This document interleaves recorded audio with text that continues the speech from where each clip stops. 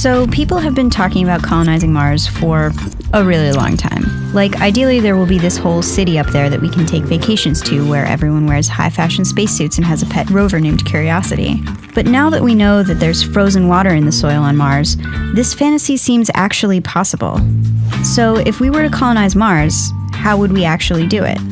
One company, called Mars One, is hoping to start a human colony in 2025. First, Mars One will send a rover to scout the best location, somewhere with flat ground, near the equator to maximize solar power, but also close to a big chunk of that frozen water. The next step is building the habitat. Right now, they're thinking they'll want 2 rooms for living quarters, 2 rooms for supplies, and 2 rooms for life support. The life support system takes Martian soil, puts it in an oven, and evaporates the ice particles, extracting water and oxygen. Next, humans arrive.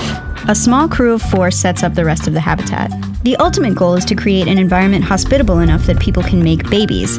That's what a colony is.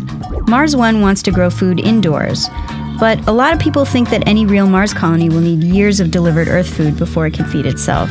One sort of weird science possibility is bioengineering new organisms that can survive the Martian climate. I'm thinking giant nutritionally enhanced cockroaches that we could grind down into a space Nutribar. Or maybe not. There is another option: terraforming. This is really out of science fiction, but basically we pump all of these gases into the Martian atmosphere until it heats up to something more livable, like a deliberate global warming. Other proposed methods include spreading dark dust from Mars's moons on the ground, crashing asteroids into the planet, or installing giant space mirrors to provide extra warmth and solar power.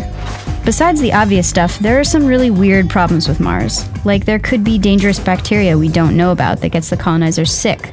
Mars is also subject to a lot of radiation, and we don't know what the long-term effects of that on humans will be.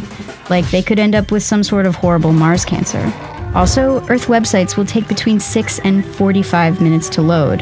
There's just a lot to worry about. But despite the drawbacks, Mars is still our best shot at colonizing another planet.